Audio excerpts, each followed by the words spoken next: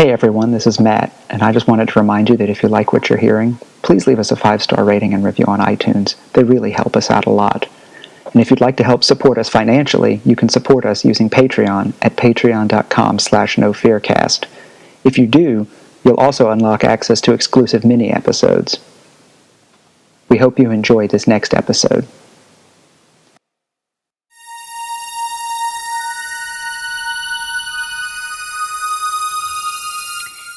In May 1962, in his native country of Haiti, Clairvius Narcisse was pronounced dead, and a small funeral was held by his family.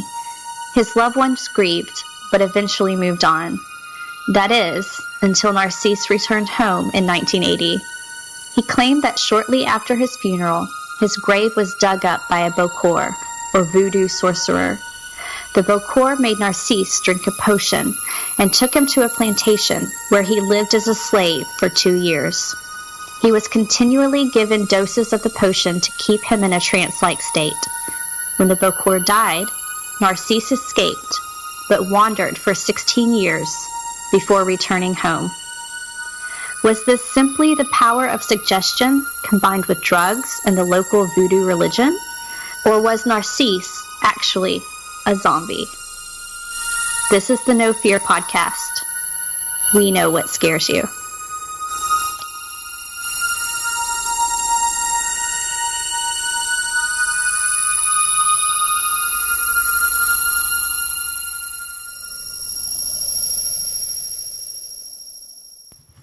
Hi, I'm Matt. And I'm Lisa. We're missing Mel today, but this is the No Fear podcast, the podcast where we dissect all things horror-related. This is episode 7, and it's our first episode of our new topic, in which we're going to talk about zombies. So, we're starting off talking about kind of the history of zombies, which I think a lot of people who watch these zombie movies, Dawn of the Dead, Night of the Living Dead, 28 Days Later, may not realize, but it actually goes back to the Caribbean and in general, Haiti, and the idea of voodoo, which is why we let off with this story about Clairvius Narcisse. Probably one of the most famous books that's been written about these, what we would like to call, I guess, voodoo zombies, is a book by a guy named Wade Davis. It's called The Serpent and the Rainbow. It was actually turned into a movie by John Carpenter, but if you're expecting a documentary, that's not the case. The film is very much a overly dramatic Hollywood movie. But the book itself, Wade Davis was a biologist, and he heard about the story of Clairvius Narcisse and went to Haiti to study this phenomenon of zombies. And one of the things that he determined was that the poison that Narcisse was given, because it seems like, he was pronounced dead. He went to the hospital feeling bad and was pronounced dead. And he found that this poison was actually derived from the blowfish toxin, something that, if you've ever heard of the sushi fugu, is what makes it so dangerous is that it causes full paralysis. You never actually lose consciousness, but you're completely paralyzed and can often be mistaken for death because, in a rural third world sort of climate, and the medical technology may not be as advanced as what we have. So Narcisse, for all intents and purposes, looked dead, but never actually died. Yeah, one thing that I found really interesting when, Matt, you brought up the idea of starting a series on zombies is that I had always associated zombies with the idea of the undead or a being that comes back from the dead. But really, when you're looking at, I guess if you want to call it the original zombie, that's not what they're talking about at all. It's more of a symbolic death. In a way, you appear dead, but you don't actually die and come back from the dead. So it sounds like a very subtle difference, but that's pretty substantial when you're talking about the original zombie. Well, and I think one thing that Wade Davis tackles in the book, and other people have brought this idea up too, is that in the voodoo religion and in a more rural sort of area like Haiti, they believe that they are actually dead and brought back to life. And so that's why we sort of asked that question in our intro about whether or not the power of suggestion, the power of belief plays into this a bit. Because if you believe that you've been killed and brought back, it makes you more likely to be susceptible to it, I guess. I must say, I haven't read the Wade Davis book. I'm more familiar with the movie version. But I have read Zora Neale Hurston's account of when she went to Haiti and actually encountered what she called a real life or true life zombie.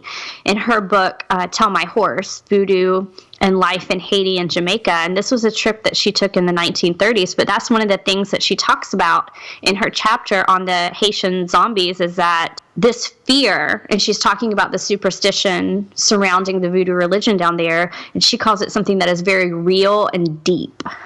You know, something that really is pervasive in the culture. And I think that's something that when you see the idea of the zombie, where it starts, I guess, here and moves on into what we understand of as zombies today in horror literature and film and movies and TVs, but it does circle around this idea of superstition and belief. Absolutely. And I mean, that's one of the things about voodoo itself, is that, I mean, we have all of these like stereotypes of voodoo, but really what it comes down to is it's sort of a blending of Catholic Christianity with traditional West African religion, and kind of what you get at the end of it is voodoo. And, you know, we assume, you know, these voodoo masters and Marie Laveau in New Orleans and all of these things, and it's all magic and ritual, but a lot of it is more just belief in that idea of, well, if you perform a ritual for good things, and you try to have magic for white magic, if you want to talk about magic that way. And in fact, I believe it's in Serpent and the Rainbow, Wade Davis finds several Bokors to talk to, and most of them say that this idea of zombification of somebody is horrible, and that no one would practice that. No good voodoo master would practice that, because it's so black and dark and evil. But that idea is still very present, that it's possible. Well, I think what makes it so, or what would make it appear so dark and evil, is what it does to somebody when you turn them into a zombie, and that they lose all sense of their personality. They lose the ability to think for themselves. They lose consciousness. They lose ties to family. It almost, in a way, corresponds to our kind of contemporary real-world fear of something like Alzheimer's or dementia, watching somebody go through that. Because you see the person and they look like themselves, but what makes them who they are is gone, or is slowly eroding away. And that was one thing that Hurston does talk about when she was talking about the process of a Bokor turning somebody into a zombie or enslaving them in that way. And one of the things that she talks about they had to do after administering the potion of whatever plant or the pufferfish toxin that they used, they would have to walk the person by their house. And she talks about how important that part of the ritual was, because if they did not walk past their house that they lived in, where their family lived, they would always try to return back to that. And that was, once they walked past that point where their home was, that was when they lost all sense of who they were. And to me, that was what was so terrifying about that. And I could see how somebody could construe that as completely evil, and if you want to call it quote unquote black magic, the idea that, yeah, that you're wiping somebody's slate completely clean. Right, and basically turning them into this soulless automaton, like, you know, as like we said in the intro, Narcisse and the zombie that Zora Neale Hurston encountered too were used as essentially slave labor, you know, continually being given doses of this drug to keep them in this trance-like state. And I know Wade Davis, like, he actually gets a hold of some of the powder and discovers it's not just the pufferfish. That's what they use to initially make it appear like you've dead. But the potion contains basically a drug that's essentially a hallucinogenic, and it forces, you know, it keeps them in this mild trance-like state. And like you said, that idea of having your consciousness completely wiped clean and being turned into this shell of a person that's just being forced into this slave-like labor.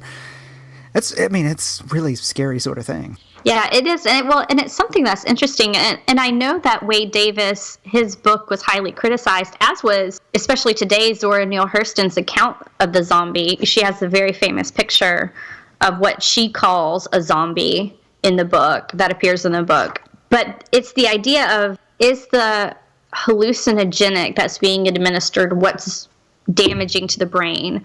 Or, as we talked about before, is it this idea of belief that plays into it as well? In other words, if you or I get a hold of this toxin or this hallucinogenic plant, would we have the same effect, or do we have to believe in what's happening? I don't know. Well, I don't either. I think that's something that probably will never be able to completely untangle, although I do think if the pufferfish toxin, the blowfish toxin, is what's causing the initial death-like symptoms, I can imagine, I mean, it causes paralysis and slows your breathing and heart rate down to the point where it's very, very hard to detect actual breaths, but you're not actually dying.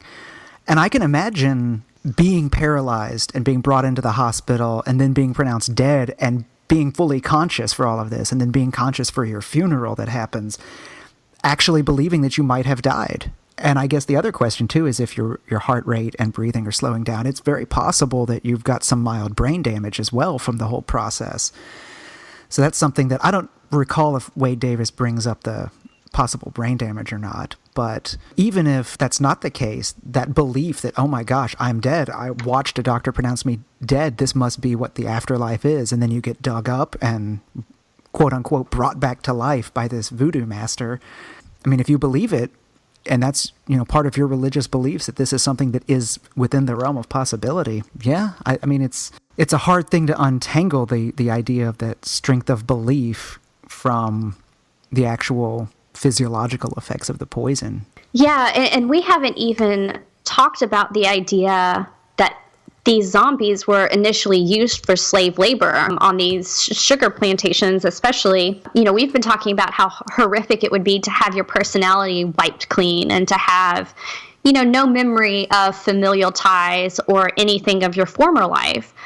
But if what you just described, which is horrifying, is true, that maybe in some way you think that you're dying because you feel this happening to your body. Maybe you do have some brain damage or not, but you are present enough to witness your funeral and everyone you hold dear kind of say goodbye to you. If you do believe that you're either in the afterlife or that you're raised from the dead, what powerful suggestion that would be if somebody then told you to go work. You would be completely indebted to that person. And I think that's another thing that is so terrifying about this initial idea of the zombie is that, and I think it was in Hurston's chapter that I read this, I'm not completely sure, but her idea was that this basically, even though the superstition and belief may have been stronger in the lower class communities, that this was essentially something that happened. It didn't matter who you are, because all the Bokors needed was a body that was strong and healthy enough to do work. That's all they were looking for. And she had a few cases that she listed of people who were of prominent wealthy families who still found themselves victim to this particular idea of zombification by a voodoo sorcerer. Well, that goes to say a lot about the power of belief then, because, you'd expect someone who's from a lower class who may possibly be illiterate, may not, but may definitely not as educated, being susceptible to this. But if even the more upper class are also susceptible, then, that says a lot to me that strength of belief has a lot to play into this then. Right. And that's something that I think authors have taken the idea of the zombie and have kind of run with that idea, especially when they're talking about the voodoo tradition of the zombie. Alice Walker, who does have ties to Zora Neale Hurston, in her 1984 book, Love and Trouble, she had a story called The Revenge of Hannah Kimhoff. And it's about a black woman who gets revenge on a white woman by using voodoo. But first, she has to sow the seeds of superstition and belief in this woman's life. She plays up heavily on guilt, but eventually by the end, she does exact her revenge on this woman because she has so strongly made her believe that the voodoo magic is real. And it's the idea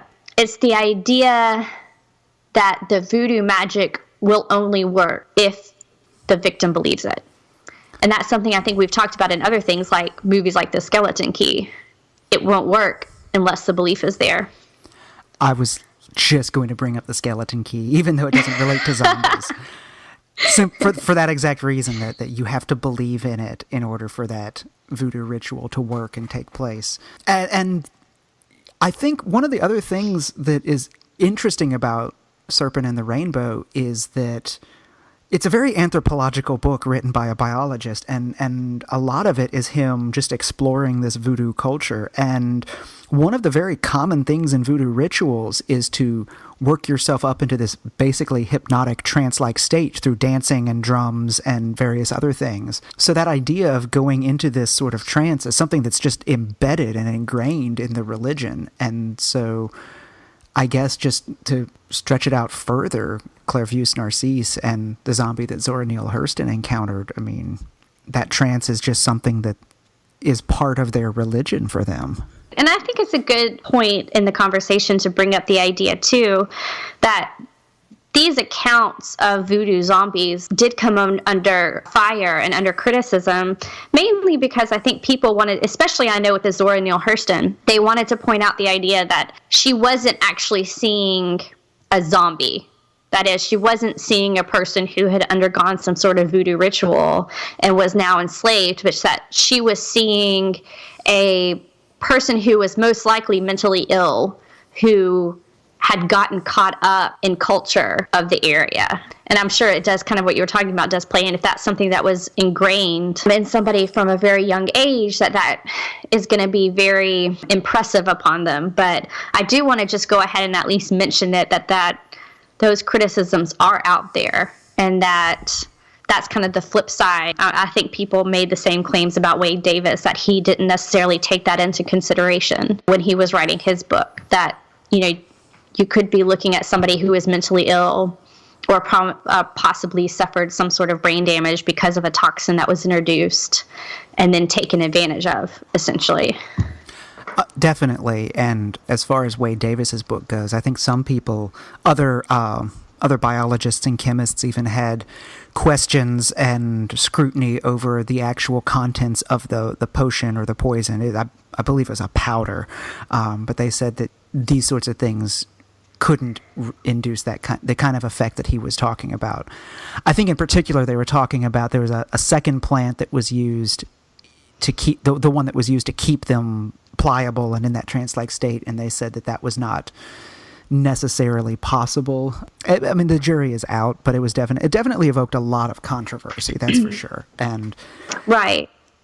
Yeah, I think we'd definitely be doing a disservice to say that, you know, these are wholly true and completely reliable works that have not had their share of controversy. So, well, I think one of the things that he had mentioned specifically was the tetrodotoxin. That was one of the plants, I think, and I'm not a biologist, so I will stutter over all of these things and I will probably get them wrong. But that was one of the things that he had brought up that he specifically named. And I think some scientists had said that they had somehow gotten samples of some of these voodoo powders and that this tetrodotoxin was not in there. And that's where they were getting a lot of that from. That being said, if there was no hallucinogen present and something like this was still happening, that might say more about the power of belief than anything. If somebody could kind of be whipped up into this state without the help of drugs or any other outside influence. Interesting things to talk about, for sure, but I think there's a lot of gray area there. For sure. I think with the tetrodotoxin, I believe that's the name of the toxin that's in the pufferfish that they have in there. Is it? I believe so. I have no idea. Like I said, I'm not in the least bit a biologist, so I may not even be pronouncing it correctly. Oh, no problem. I think if I'm remembering correctly, the problem that they had with the tetrodotoxin is that it's present in blowfish and / pufferfish. It's kind of, you know, interchangeable name. But I think what other scientists had issue with is that the species of blowfish that is native around Haiti has a lower concentration of the toxin than it does around Japan, where the fugu sushi is so popular. And one of the reasons why it's popular, apparently, is if you get it, like if you eat it and it doesn't kill you because it's prepared correctly, then it produces this really cool, like, tingly sensation in your mouth and whatnot, because you get a very low dosage of the toxin. But I believe that what they were saying is that the pufferfish that are around Haiti have a much lower concentration, and so even if you put some blowfish in there, then you'd have to have a lot, basically, and probably more than the Bokors were able to get a hold of, something like that. Right. I'll take your word for it. But, this is also interesting. Speaking of the Serpent and the Rainbow, Matt, I know you're not the biggest fan of the film version. It's not that I'm not a fan of it. It's a good movie for what it is, but, I mean, taking a nonfiction book about a biologist going on a search for what causes Caribbean voodoo zombies and turning it into a straightforward John Carpenter horror movie is just, it's, I don't know, it'd be like turning Schindler's List into an action movie or something. Right. Strikes me as the wrong decision, but that's fine. Well, for what it is, kind of a late 80s horror movie, I think it's fine. One really interesting thing is that when I read this when we were preparing, thanks IMDb, that Wade Davis, when he sold the film rights, had sold them with the idea that Peter Weir would be attached to direct, and Peter Weir didn't want to do it. I don't know why. I couldn't find a reason. I don't know if he had other film projects, but he's known for doing Picnic at Hanging Rock, which is one of my favorite movies, and I just sat there for the longest time trying to envision what a Peter Weir version of this book would have looked like on the screen, because I don't want to say anything about Wes Craven, but I think it would have been a fantastic movie. That being said, Mel Gibson was also supposed to take over the Bill Pullman role, so I don't know what that would have looked like, but I just thought that was a little interesting fact to throw into this episode. Oh, that's very cool. Also makes me feel stupid because I've been saying John Carpenter this entire movie. I think you're right. It is Wes Craven. Oh, see, I hadn't even caught that you were saying that. Well, I was saying John Carpenter. Both masters of horror, both excellent directors. It shows how much I know about the movie. Well, like I said, I know that you're not the biggest fan. I think you would come down on the side of the book over the film. But anyway, I just thought that was interesting because I was trying to imagine what that movie would look like directed by Weir, starring Mel Gibson. So, I don't know. That would be a really interesting movie. For sure. But since we've been talking so much about kind of the voodoo history of the zombie and what that looks like, I want to talk about some of the early voodoo zombies we get in film. I'm really excited about that part of the discussion. Oh, definitely. And the zombie movie goes back a lot further than Night of the Living Dead, which is where a lot of people, George Romero, don't get me wrong, love him, love what he did to the genre. Zombie movies would not exist without Night of the Living Dead, but it goes back a lot further. Some of the very earliest black and white movies were zombie movies that were based on this idea of voodoo. Things like White Zombie, I Walked with a Zombie, various other things like that. Right. Well, one thing that I found so interesting, and honestly, I cannot remember which movie I saw most recently. I thought I was watching White Zombie, but now that I went back and looked, I think I was watching I Walked with a Zombie. And I have forever been getting those two movies confused, so I will probably mess up the plots when I'm talking about these. But one thing I found that was so interesting about both of these movies, now White Zombie is the 1932 film, and it stars Bela Lugosi as the Bokor, I guess, although I don't know if they call him that in the movie.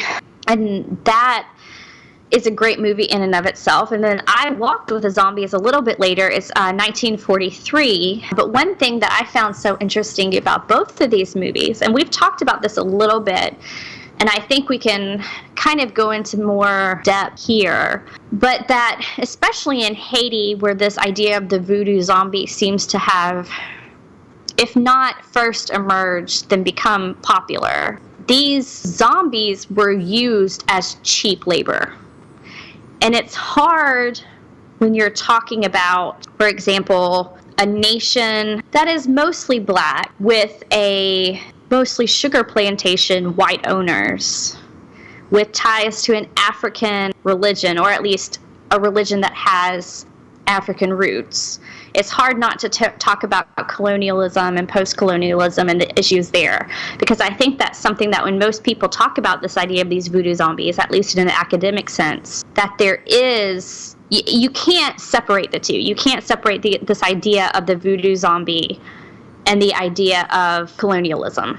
Oh, definitely. No, those two I think are very closely intertwined, to the point where Haiti itself was kind of considered this dark, sort of scary place for the longest time in America, because there was it was originally a slave-owning colony held by white people, by the British, I believe. No, by the French, excuse me. And there was a slave revolt, and they became the first free black nation, just kind of in our backyard, so to speak, down in the Caribbean. And that was just absolutely terrifying to these slave-owning plantations in the U.S. South. I mean, the idea that that slave revolt could happen at their plantation, and you mix that in with this idea of, well, voodoo, which already was this scary religion because there's magic and everything else. Yeah, I don't think you can take away that idea of colonization and take out the issue of race when you talk about these voodoo zombies.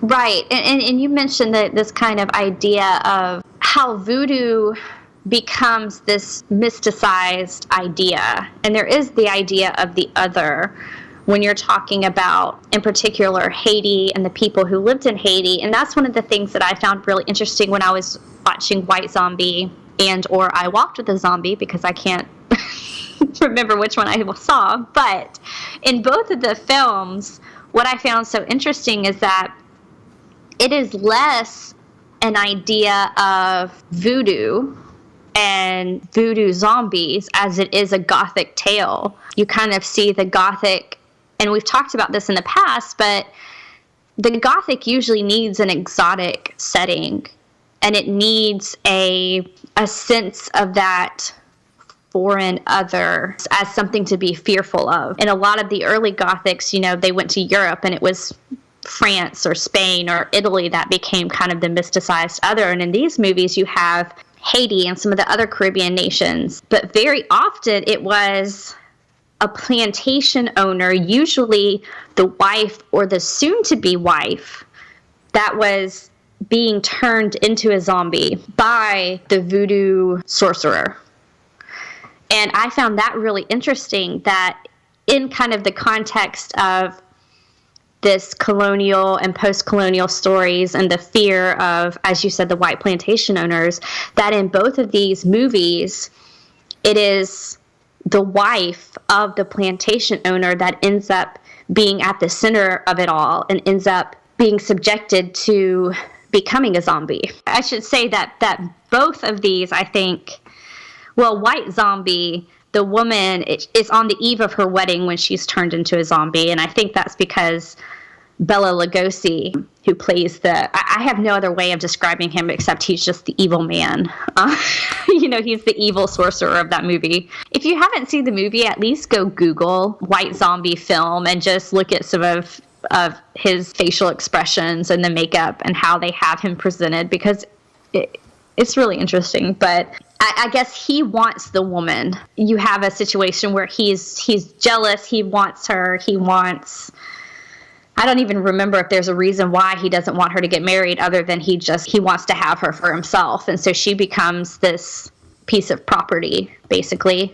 He's going to turn her into a zombie, and then he can do what he pleases with her. So you have that actual struggle between, I guess if you want to call it, and I don't even remember if it actually takes place on Haiti, but it's somewhere similar, I will say, where you have the local man who's fighting with the white plantation owner, and she's just kind of the battleground on which they fight. And it's the same thing with I Walked with the Zombie, except in this idea, it's a sugar plantation, and the owner actually is jealous because his wife is about to leave him for another man. And so in that way, it becomes kind of a revenge story. And he takes advantage of the local lore and the voodoo secrets, I guess, to turn his wife into a zombie. So she can't leave him. I will say, this is something that I also found really interesting. I have not seen this movie, but Victor Halperin, who directed White Zombie, actually made another zombie movie called Revolt of the Zombies that came out in 1936, so just 4 years after White Zombie. Except this time he set it in Cambodia. I just thought that was interesting. I have nothing else to say about that other than I have no idea why he left the idea of the Caribbean with its voodoo past and decided to set it in Cambodia, but I did think that was interesting. Well, I mean, I guess perhaps it has something to do with that idea of the third world post-coloniality that we've been talking about. Or maybe it was just an interesting location and he just wanted to set it there. Yeah, I mean, I think it's that idea of the exotic other that we're seeing played out in this. And I think the idea of, I mean, we're kind of been using this term and dancing around it a little bit, but this idea of other, this exotic other, is something that's really important because it's these places like you hear Africa referred to as the dark continent, or the Caribbean with this exotic ideas, voodoo, and it you just say voodoo and people, oh, voodoo, what, it's so exotic, it's so weird, it's so different. And that's a lot of the allure of going down to Bourbon Street in New Orleans, if you're not just going to drink, is to go to the Maria Laveau's voodoo shop and look at the voodoo things that they have and do a voodoo tour and those sorts of things. But we do it in such a way where it sort of differentiates us from them, where it sets this clear marker of, oh, those people who believe in voodoo, them, and it very much exoticizes them and over-romanticizes, I'd say, too. And so, yeah, I can see a zombie movie being set in Cambodia because Asia in and of itself has been over-romanticized and exoticized by the West for centuries. So many books have been written about that. Right. Well, and I think that is one thing that is important when we talk about these early zombie films, because I know in our next episode, we're going to get into Romero and his version of the zombie, which is probably what most people are familiar with when we talk about a zombie horror movie. But I think if they ever saw these early films or when they sit down to watch them, that over-romanticized is a perfect word to describe pretty much all of these. And I think it's something, Matt, that you've even used to describe The Serpent and the Rainbow, the film version of that, because it is kind of this, you do need this idea of this exotic other, and it forces you, when you watch it, to separate yourself from that in a way that I think contemporary directors and filmmakers and writers have really tried to steer clear of in today's zombie. Oh, definitely. And well, and again, we once again have George Romero to thank for that, for taking the idea of something that has been dead and brought to life and turning it into this undead monstrosity. So I don't want to jump the gun too much and start talking about Romero, because I could talk about him for days and days and days. And I'm sure we will be for several more episodes, but I guess George is going to have to wait his turn. But right. Well, we'll just tease readers with the idea that Romero is coming. We promise Romero is coming.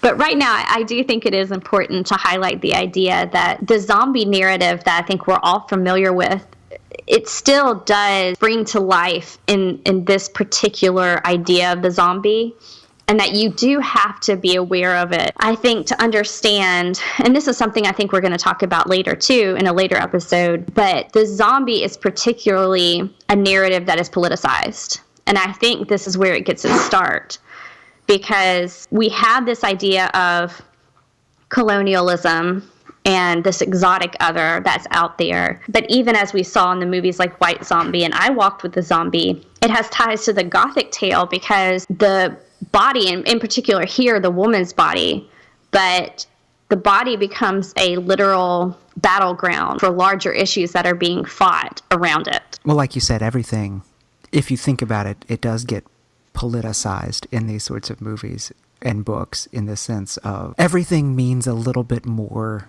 than it seems to on this surface, and that carries forward even into the Romero-style Walking Dead zombie, which again we'll get to next week. But that politicization and having a commentary on what is happening at that time period is, I think, an important part of just zombies in general. We have to look back to White Zombie, I Walked with a Zombie, these sorts of things, and say that, my gosh, how could people have thought this about Haiti?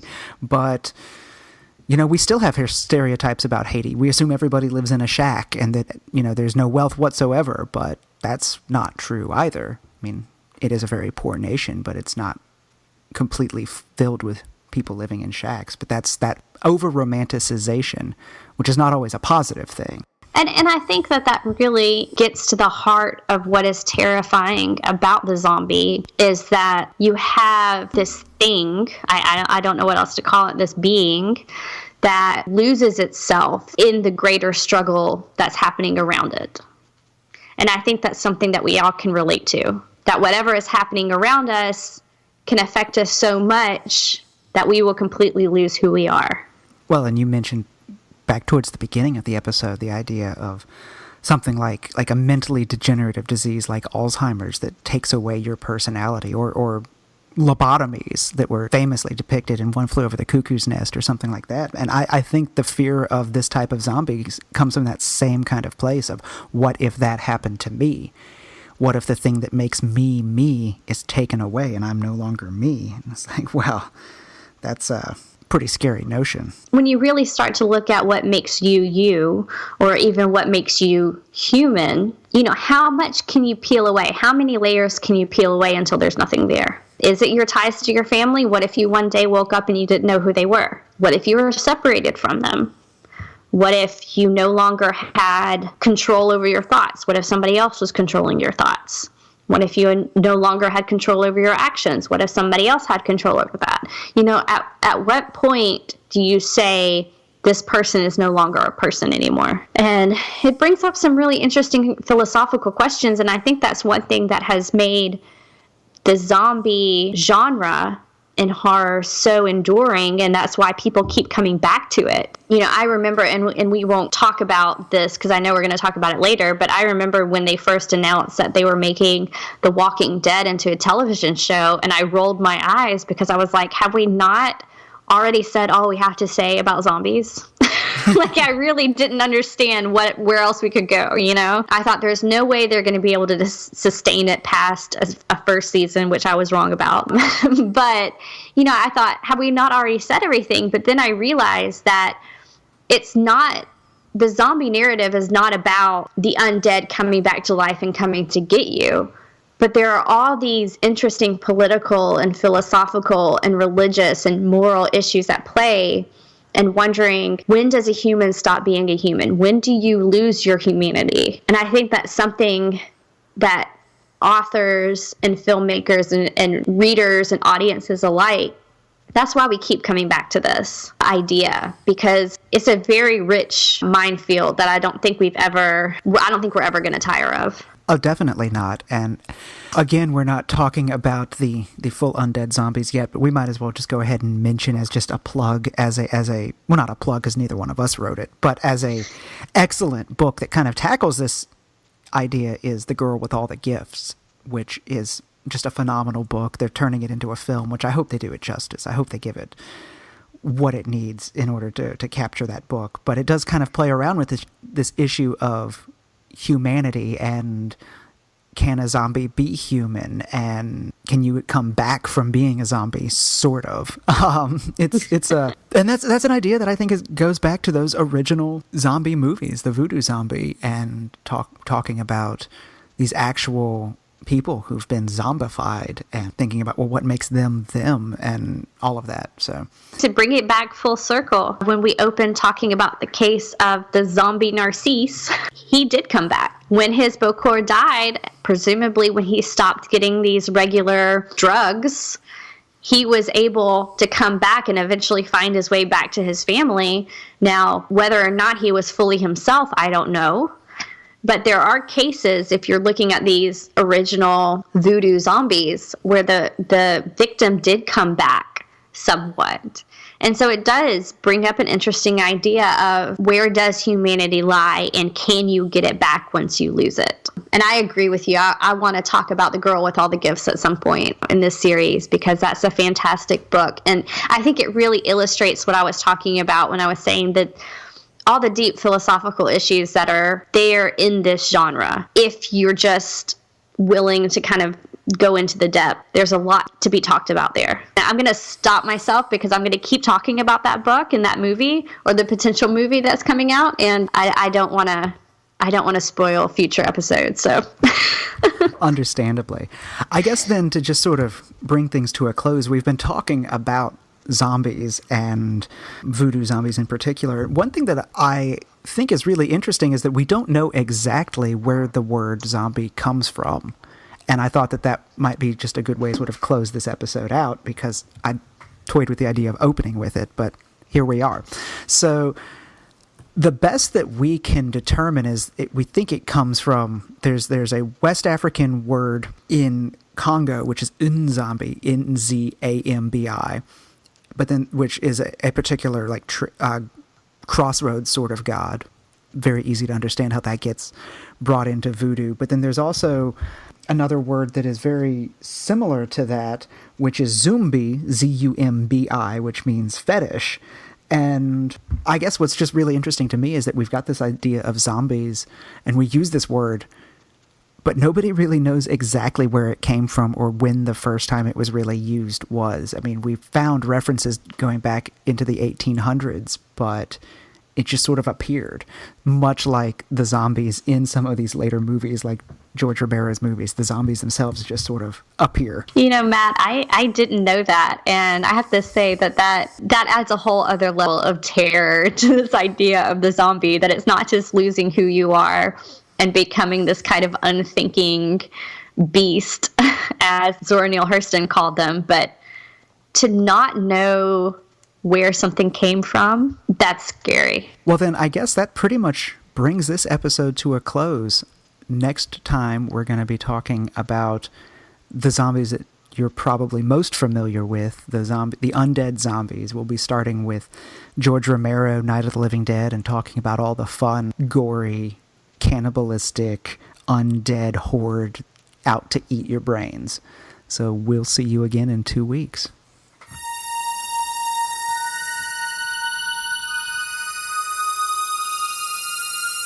This is the No Fear Podcast. You can find us online at Twitter and Instagram at No Fear Cast. That's KNOW Fearcast. Or our website, nofearcast.com. If you want to contact us, send an email to nofearcast@gmail.com. Download us through iTunes, Stitcher, or anywhere else podcasts are found. If you like what you hear, leave us a 5-star review on iTunes, or you can support us on Patreon. Patreon supporters get exclusive access to mini episodes released on the weeks in between our normal schedule. Even a little bit makes a big difference. The No Fear Cast. We know what scares you.